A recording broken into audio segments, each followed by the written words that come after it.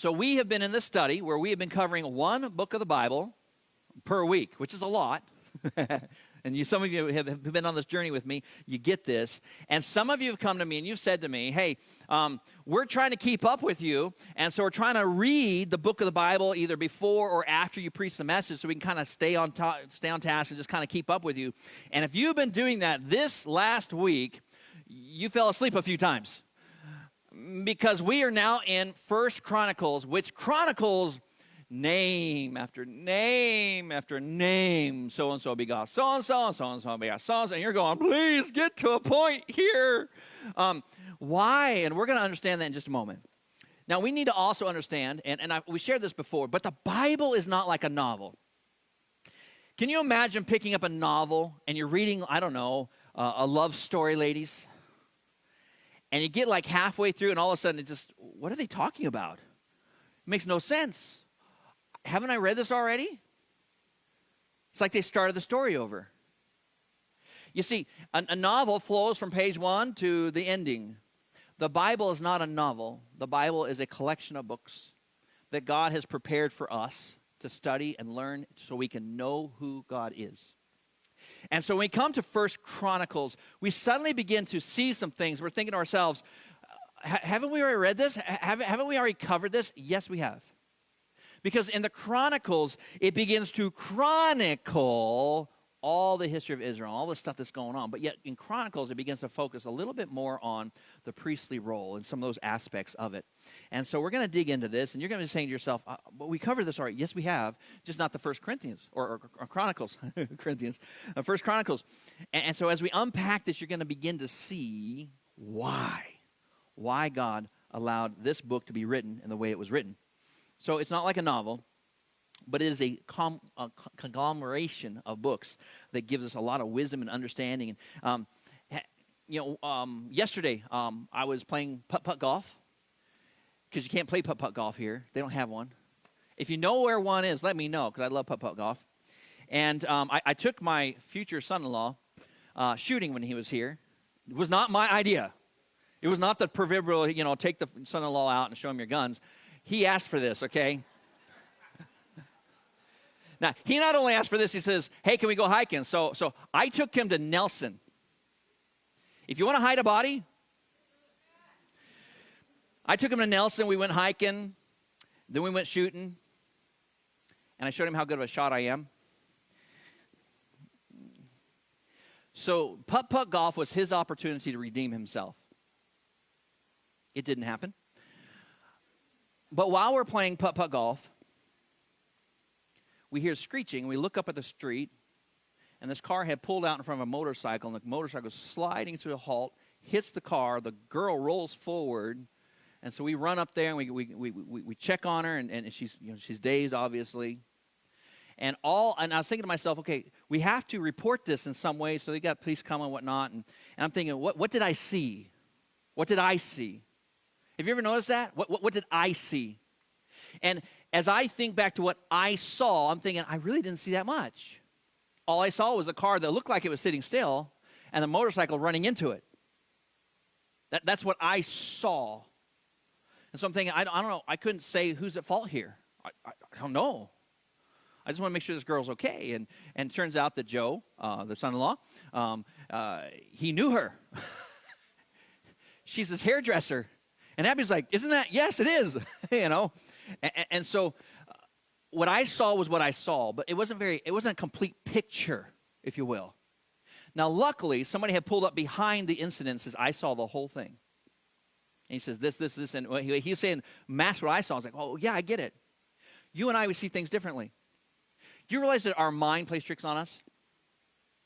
For example, there's all kinds of little exercises. Sometimes newspapers put them out there. Sometimes websites do it to pick on you. But they will spell words wrong, but your mind puts it all together, right? Because you see it and you think it, because your mind plays tricks on you. Did you know also that your mind will catch information and leave out other information? And that is why when a police officer takes a report, he takes multiple perspectives. Why? Because not everybody saw everything. And so in the scriptures, God has given us different authors to write different books of the Bible to give us different perspectives because not everybody understands everything. And so God wants us to have a bigger picture of who he is. You and I have a very limited understanding of who God is. But the more we spend time in the scriptures, the more we begin to understand who he is and how he relates to us. And that is why the Old Testament is so very important, because we see who he is and how he's relating to his people, the people he loves, his chosen people. And so we have almost a new beginning. For example, chapter 1, we have Adam. We have the genealogy of Adam, from Adam to Abraham. He just lists them out. Some of you started reading 1 Chronicles in preparation for today's message, and you didn't get through chapter 1. Let's see what's in chapter 2, right? And maybe you get over to chapter 2, and it captures the genealogy of King David. And, of course, we find a reference to our discussion of Boaz and Ruth and Obed from last week. You guys remember that? In chapter 3, it captures the dependents or the descendants of King David's house and his court and all this stuff. And so it puts it all together there for us. Just in fact, if you're looking for a name, like I know there's a really cool name somewhere. For example, there's a guy in the Bible called Salmon. Not Samuel, not Samson, salmon, like the fish. You want to find really cool names, name your kids, go to 1 Chronicles. They will never forgive you, but they'll never forget. My name came from 1 Chronicles. Chapter 4, we have the descendants of Judah. Now, King David we know well, but why would we capture the descendants of Judah? Here's why. If you remember, after the death of Solomon, his son Rehoboam did not listen to wise counsel. Remember this story? Because he didn't listen to wise counsel, the kingdom was divided in two. We had the kingdom of Judah and the kingdom of Israel. So now as Chronicles begins to chronicle the lineage and genealogy and all the different things happening here, it's catching now both kingdoms. And so that's why it starts getting really confusing. Chapter 4, descendants of Judah. 1 Kings chapter 12, verse 20 says, "Now it came to pass when all Israel heard that Jeroboam had come back, they sent for him and called him to the congregation and made him king over all Israel. There's none that followed the house of David, but the tribe of Judah only." You see, we got a huge division, and unfortunately, because we have this big division, now we have two different groups of people choosing to either obey God or disobey God, to sin and rebel or to follow God's instructions and leadership, and what we find is eventually neither one of them do. The tribe of Judah include the tribes of Simeon, Benjamin, and Levi.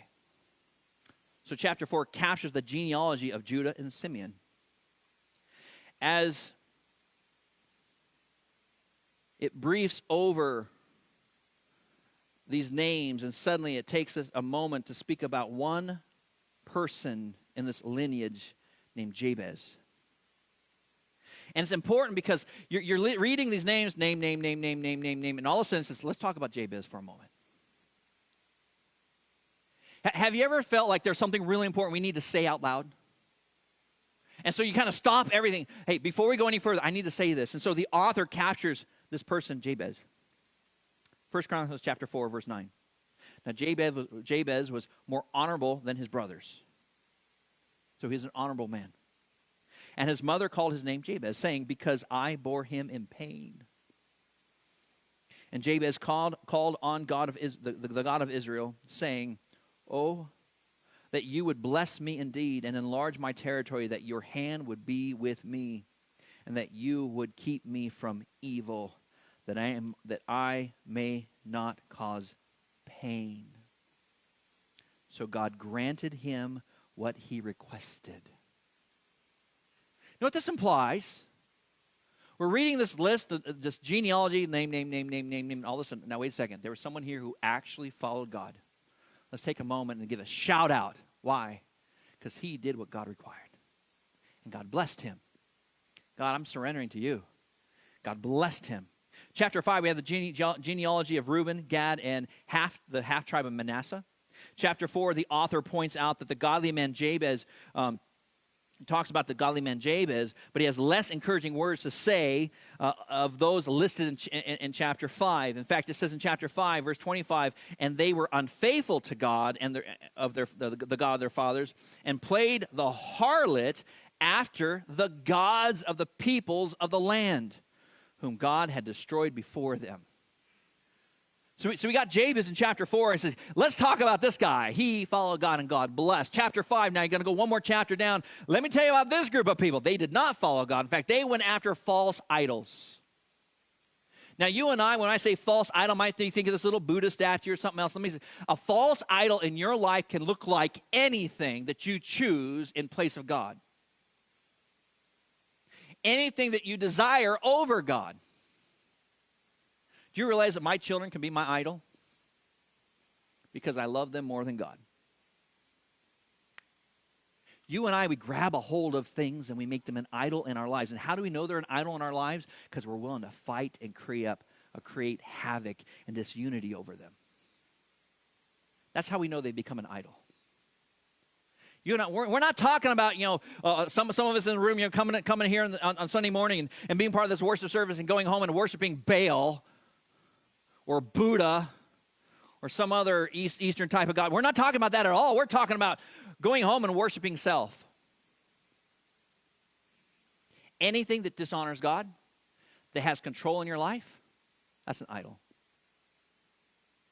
Doesn't belong. Chapter 5.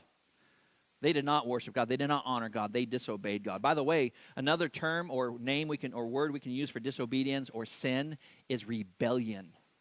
Rebellion against God. Chapter 6 brings us to the priestly tribe of Levi. And so it kind of goes into the tribe of Levi, lays all this the lineage out and kind of what they're doing. Levi, he had 3 sons, Gershon, Kohath, and Merari. And from the lineage of Levi's son Kohath came the descendants that we should all know. Descendants like Aaron and Moses and Miriam, their sister. Have you heard these names before? Kind of important people, right?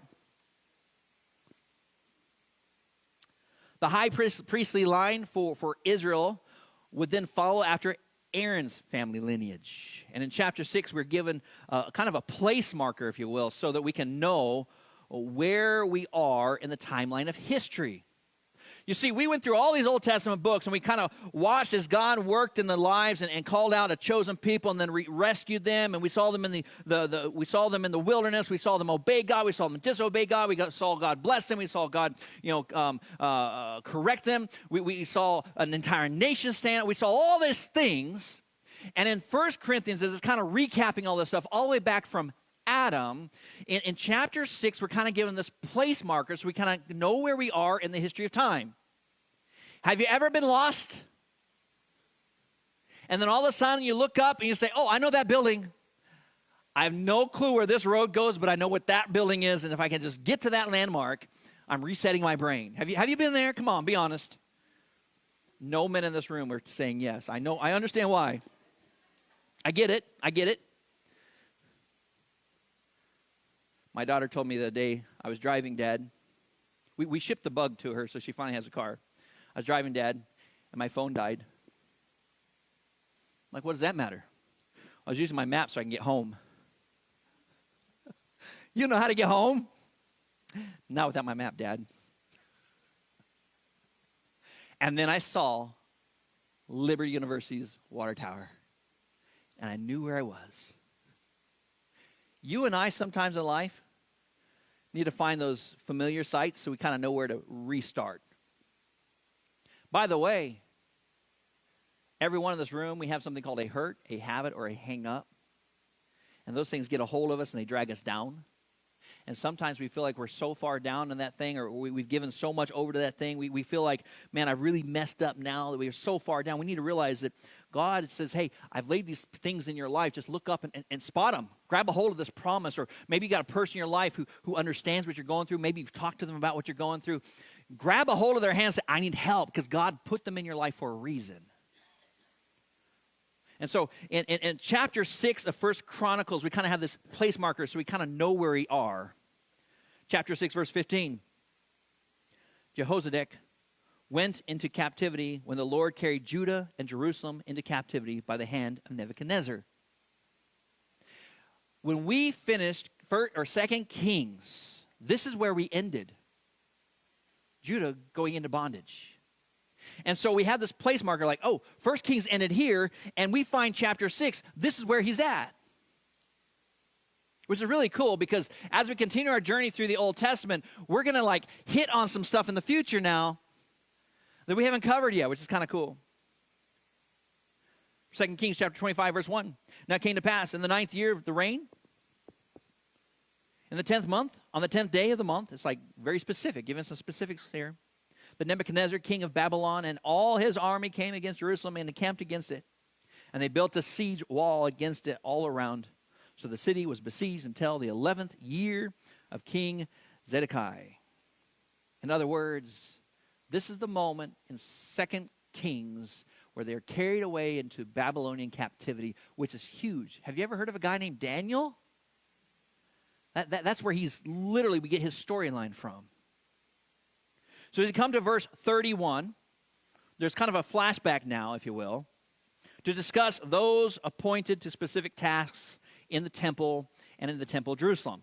So have you ever been watching a movie where all of a sudden it's like a flashback? You're like, what just happened? Okay, now I'm getting the backstory of what's going on, right? So in First Chronicles, we kind of get this flashback now to help us understand some backstory. And so First Chronicles chapter 6, verse 31. Now these are the men whom David appointed over the service of song in the house of the Lord after the ark came to rest. They were ministering with music before the dwelling place of the tabernacle of meeting until Solomon had built the house of the Lord in Jerusalem. And they served in their office according to their order. What was their order? They were tasked with singing. And these are the ones who ministered with their sons, of the sons of Kohathites, were Haman, the singer, the son of Joel, and the son of Samuel. Samuel who? The prophet. See, in First Chronicles, again, chapter 6, we get yet another place marker. As we're going through the Old Testament, we have this moment where they build the temple. This is what they're talking about. What's interesting about this is David appointed people to serve in the house of the Lord. Every child of God has a place. Every child of God has a purpose. Some people are out in the front, out in the open. Everyone sees what's going on. Some people are behind the scenes. Every one of us has a place. And in First Chronicles, we find these guys. What was your job? I sang all day long before the Lord. Did people hear it? No, just before the Lord. I was over there singing to the, in front of the, the Ark of the Covenant. What? Singing before the Lord. He deserves it, right? He deserves it. Every one of us has a place. First Chronicles chapter 6, verse 49. But Aaron and his sons offered sacrifice on the altar of burnt offering and on the altar of incense for all the work of the Most High holy place, and to make atonement for Israel according to all that Moses, the servant of God, had commanded. So his lineage was one of the high priest role. People saw that. But do you think that they could fulfill their role without all the weights and burdens of running everything else had not other people been behind the scenes making it happen? No. Every one of us has a place. It's okay not to be seen, because it's not about people seeing you doing stuff. It's about you serving God with whatever he's given you, however he's blessed you, because God sees it, and that's who matters most. Everyone has a place. As a part of the family of God, we have a role and a place to serve here at Faith. Every one of you has a place. Don't be content with just coming on Sunday morning. God has so much more for you. And it's not to be a burden. Man, there's blessings in that. If you've ever worked in our kids' ministry, you see these kids light up when you walk in the door. When they walk in the door, they see your face, and you're like, whoa, why do they like me so much? I hate kids, But they latch onto you. Chapter 7, we get the descendants of Issachar, Benjamin, Naphtali, Manasseh, Ephraim, Asher. Chapter 8, the lineage and descendants of King Saul. Why would we include King Saul? He did a lot of bad stuff because he was the first king of Israel when his lineage was major. His death was a big thing for Israel. Why? Because he was their first king. And by the way, David was best friends with his son, Jonathan. And we see even how David continues to honor Jonathan and his promises to him. Chapter 9, we have the return of the exiles. Now this book is going to start making sense to you. Why on earth would God give us a history lesson with all these names? Chapter 9, verse 1, so all Israel was recorded by genealogies, and indeed they were inscribed in the book of the kings of Israel. Now, what's the book of the kings of Israel? It's not First Kings, okay? This is a reference to a civil record that has a historic account of the genealogies. You see, it wasn't just, the Bible was not the only place things like this were getting written down. They had civil records. For example, I could go to the county, or I could go to a courthouse, something, and I say, hey, I would like to see the public records. There's an accounting of things, right? So even in this ancient time, they had civil records that were available, and he's referencing them in chapter 9. You see, often people fall for the false idea pushed by non-believers in society that the scriptures stand as its own record and that no extra biblical religious records exist that will align with this in the Bible. And here's what they don't get. They've been duped. Why have they been duped? Because there are civil records that speak to everything that's been recorded in 1 Chronicles. There are civil records that records all kinds of stuff. There are historians that records all kinds of history about Christians who existed and their ministries and the things that went down, things that happened. It's not just saying, I got to take the Bible and believe all it. No, the Bible is supported by so much other material. But we want to leave that out because we want to try to undermine Christianity, because if we don't undermine Christianity, then there's something there. Someone once famously said, people who are against Christianity, if you are correct, I have nothing to lose because we're all going to the same place, death. But if I am correct, you have everything to lose because you will miss out on the greatest promise of God. That's redemption. Make your choice. You want to believe what the world says because it makes them feel better about their eternity? Or do you want to believe truth? Because it's supported not just in scriptures, but by all kinds of extra biblical types of things, historians, everything else. It's all there. It's just all swept away. We don't want to talk about that because it makes me feel guilty. Can't be wrong here, because if I'm wrong, then everybody else is wrong. I don't want to do that. 1 Chronicles chapter 9, verse 1. So all Israel was recorded by genealogies. Indeed, they were inscribed in the book of the kings of Israel. But Judah was carried away captive to Babylon because of their unfaithfulness. Who fell first? Israel. But now we hear that Judah has also fallen. Again, it's been recorded. Remember, there are two kingdoms, Israel and Judah. The kingdom of Israel was taken captive and scattered when the Syrians conquered the land. That's 2 Kings chapter 17, verse 6. In the 9th year of Hosea, the king of Assyria took Samaria and carried Israel away to Syria and placed them in Hala and by the harbor and the river Gozan and in the cities of Medes. So basically, this is a recording saying, listen, the Assyrians came, they took the children of Israel, they scattered them abroad. Why do you scatter your enemies? So they can't come together and uprise against you, right? So they scatter them out. There's a recording of that in 2 Kings, and then it's recorded again in 1 Chronicles. Why were they scattered? Why did God allow Israel to be conquered? Because of disobedience, because of rebellion. They were stubborn against God. Anybody here stubborn? Aren't we all? We don't want that stubbornness to impact our fellowship and relationship with God. Chapter 17 of 2 Kings. Let's capture that moment for a second. Therefore, the Lord was very angry with Israel and removed them from his sight. There was none left but the tribe of Judah alone. Why? Because the tribe of Judah had actually tried to follow God a little bit. Also, Judah did not keep the commandments of the Lord their God, but walked in the statutes of Israel, which they had made. So for a time, they're left alone. And the Lord rejected all the descendants of Israel, afflicted them, and delivered them into the hand of the plunderers until he had cast them from his sight. So the kingdom of Judah would eventually fall also. They would be conquered for their disobedience as well. Chapter 10, that we have the death of Israel's first king. It It's a major moment in their history. First Chronicles captures this death of Saul in chapter 10 and talks about that and brings more details to it. If you remember when we were actually looking at the Old Testament passages where we're dealing with this in 1 Samuel, it was given very limited information as David's talking to the servant who brought him the news. In 1 Chronicles, we get more information about his death. Different perspectives coming together. The remaining chapters, see, you thought I was going to go through all 29 chapters,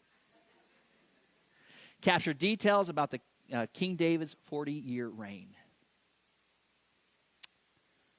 Thus David, the son of Jesse, reigned over all Israel. And the period that he reigned over Israel was 40 years. 7 years he reigned in Hebron, and 33 years he reigned in Jerusalem. So he died in a good old age. What a great description. He's not an old guy. He just died in a good old age. Full of days and riches and honor, and Solomon his son reigned in his place. Can I ask you a question? So what's the point of everything we just ran through? Why record the genealogies and the history recap and all this stuff? Well, 1st and 2nd Chronicles was originally one book written to those returning from exile. Remember chapter 9? The returning from exile, the people are coming back together.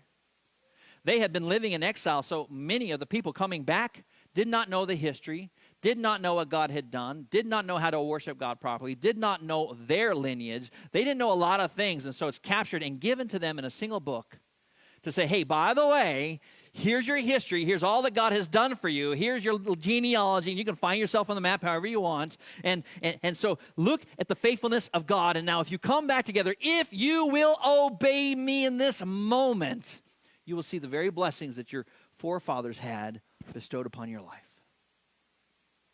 Given a little bit of history lesson. They're kind of given some information. You see, when God rescued the Hebrew people from Egypt and bondage, they went into the wilderness. And in that wilderness time, what did God do? We looked at this. He taught them how to worship a holy God, how to obey a holy God. And Chronicles, he's basically restarting that process of helping them learn how to worship God and God alone. So 1 Chronicles served to help those returning from exile to understand how to worship God. So what are some applications that you and I can draw from name after name after name after name after name after name? Let's look at this together. First off, God knows your story. And he seeks to be actively involved in your life. Have you ever felt forgotten? God will never forget you. God did not need to record name after name after name. But they weren't forgotten.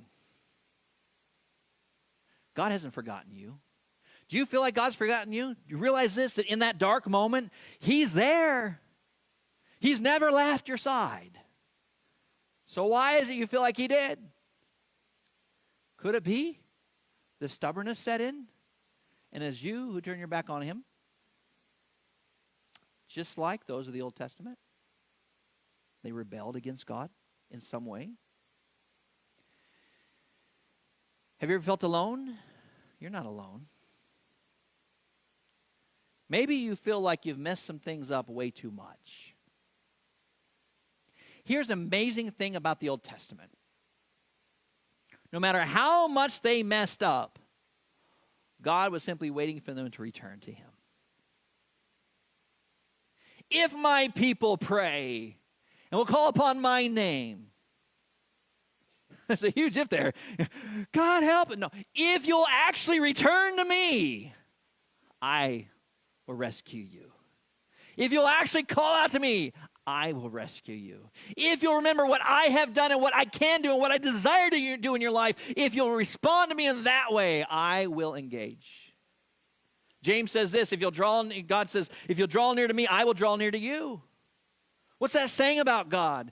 He's quite literally there, and he's like, I want to be part of your life, but you won't let me, or you're disobedient to him, or you're rejecting me, or your stubbornness. No one's stubborn. I understand. No one's stubborn. You kind of set in that stubbornness, and God's saying, no, this is the way I want to take you, but you keep trying to go this way. Anyone ever ride a horse before? A stubborn horse? Back east, we always took our teenagers to a ranch type of camp, every year the youth had to race on donkeys. Best event of the season. These students thought they could get on that thing and ride it like a horse, and that donkey's like, I don't know, what's your thing, buddy? Halfway through the game, they were allowed to send one player out to grab the donkey by the they had like a rope on the donkey. They could grab the rope and try to move the donkey. And let me tell you something about a donkey. When you try to drag that donkey one direction, that donkey knows better. Ain't no way I'm going that way because you want to go that way. No, not happening. So now you got one person on top of the donkey trying to tell the donkey to go this way. You got one person on the ground trying to tell the donkey to go that way, and they don't realize it is a lost effort from the very beginning. If you want the donkey to go that way, try pulling him this way, and he'll go that way. Do you realize that's the picture of how you and I treat God sometimes? God wants the best for us, but we're so busy going our own way. And then we kind of get in this dark moment, and then it's like, God, you forgot us. No, he never left you. He never forgot you. God has listed name after name after name, list after list after list, genealogy after genealogy to say something to every one of us today. I won't forget you. I haven't forgotten you. It is you who have forgotten me. It is you who have turned from me. God knows your story, and he's not mad. But he does desire to be involved in your life and story if you will let him. Isaiah chapter 49, verse 15 tells us that God will not forget you. Psalms chapter 27, verse 10 tells us that when even your parents have forsaken you, the Lord will care for you. Jeremiah chapter 1, verse 5 teaches us that God knew us even before we were born. Jeremiah chapter 29, verse 11 teaches us that God has a plan for each and every one of us. You are not forgotten. God knows your story, and he seeks to be involved in your life, but will you let him? Will you let him? All these names we listed, every one of them could have cried out to God and changed the entire trajectory of their lives. That's why every now and then you see this name call and says, listen, and they called on God, and they asked for God's blessing, and they obeyed God, and God responded and blessed them. Why? Because God says, hey, just call out to me. I'll work in your life. If you know Christ your Savior, your name too is written down in the Lamb's Book of Life. Let me tell you something. All these names written down in the book, Old Testament, if you're a child of God, your name's written down too. God will never forget you. He desires to work in your life. But will you let him? Revelation chapter 13, verse 8, all who dwell on earth will worship him whose names have not, whose names have not been written in the book of life of the Lamb slain from the foundation of the world. Here's what he's saying. Listen, there's a book. You accept Christ, your name's written down. You reject Christ, your name is not written down. God doesn't forget you. Ephesians chapter 3, verse 14. For this reason, I bow my knee to the Father of our Lord Jesus Christ, from whom the whole family in heaven and earth is named, that he would grant you, according to the riches of his glory, to be strengthened with might through his Spirit in the inner man, that Christ may dwell in your hearts through faith, that you, being rooted and grounded in love, may be able to comprehend with all the saints what is the width and length and depth and height, to know the love of Christ, which passes knowledge, that you may be filled with all the fullness of God. God does not forget you. He wants to fill you with an understanding of his great love for you. And even when you think you get it, you still haven't got it. Because he loves you that much. He cares about you that much. God knows your story, and he seeks to be actively involved in your life. There's another lesson here. God keeps his promises. God keeps promises. Find rest in his faithfulness and trust his process. Have you ever been a little impatient with someone? Not at all, right? To get to Lynchburg, you have to fly through Charlotte. Anyone ever go to Charlotte Airport? You know what I'm about to say. There's no order. There's no patience. There's no grace. There's no mercy. There's nothing. You get off an airplane, they're like, now you got to run half a mile to be there in 15 minutes. Take your luggage with you. I mean, it's a horrible place to fly through. Disorder. You know what that brings? Frustration. People get frustrated really fast. People running over people. I saw some guy just plow through a group of people this last weekend. I'm like, whoa, man, take it easy. Get out of my way. Frustration.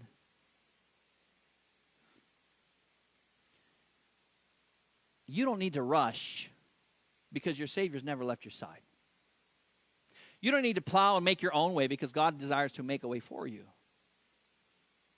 You don't need to be reliant on people around you and the world around you and for circumstances to line up. You need to learn to be patient with His process.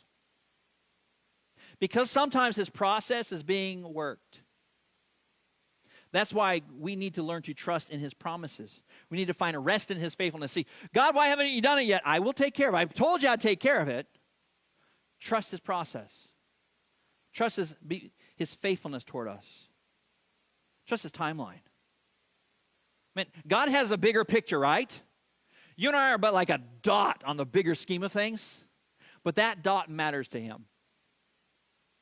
Man, he zooms in on that 1,000-fold and says, now let's work through this. But you got to trust His process. You got to trust His timing. You got to trust His faithfulness. He is a good God. He will not abandon you. He has a plan for your life. The question was this: will you go with His plan or will you do your own thing? One path includes all His blessing. Another path, God keeps saying, I want to bless you, but you just keep going this way. Stubbornness. 2 Samuel chapter 5, verses 1 through 5. In verse 3, the elders of Israel went to King David in Hebron, and they anointed King David over all of Israel. And in verse 4, David was 30 years old when he began to reign, and he reigned 40 years. In Hebron, he reigned over Judah 7 years and 6 months, and in Jerusalem he reigned 33 years over all Israel. Now that sounds like, okay, we've covered that. We've talked about that. You've even read that verse this morning. I want you to get this. Scholars believe that when young David was anointed to be king over all of Israel, he was between the ages of 8 and 15 years old. This passage tells us that God did not fulfill His promise to David until he was at least 30 years old, or 30 years old. David had to wait a long time to see God's promises fulfilled in his life. Now, David could have rushed to judgment. He could have gone taking out Saul. I'm the next king. He could have done things in his own way. He could have become angry at God for taking so much time. He could have been frustrated with God because David had to run from King Saul and hide out. And he was basically an outcast. He was wanted by the law. He could have said, God, what are you doing? He could have rebelled against God because he hadn't fulfilled his promise. But yet David he honored God and he honored King Saul. He did not take his life. He says, listen, when God is done with Saul being king, God will make me king. I will trust the process. I will trust His timeline. I will not force it. Because he had learned to trust God. If you and I would learn to trust God, we would experience so much more blessing in life. So much more peace. You find that when you're not trusting God, you're frustrated. You're upset. There's no peace because you're saying, when are you going to get this over with? 1 Chronicles chapter 11, verse 1. Then all Israel came together to David at Hebron, saying, indeed, we are your bone of your flesh. Also in time past, even when Saul was king, you were the one who led Israel out and brought them in. And the Lord your God said to you, you shall shepherd my people Israel and be ruler over my people Israel. Therefore, all the elders of Israel came to the king at Hebron, that's David, and David made a covenant with them at Hebron before the Lord, and they anointed king over Israel according to the word of the Lord by Samuel. We're talking 15, 18, 20 years possibly later. God promised to make David king. And David waited patiently. And God was faithful. David was faithful and patient. And God worked all things out in His timeline. You and I, we have a timeline too. We need to trust this process. David writes this in Psalms chapter 27. I would have lost heart unless I had believed that I would see the goodness of the Lord in the land of the living. Wait on the Lord. Be of good courage, and He shall strengthen your heart. Wait, I say, on the Lord.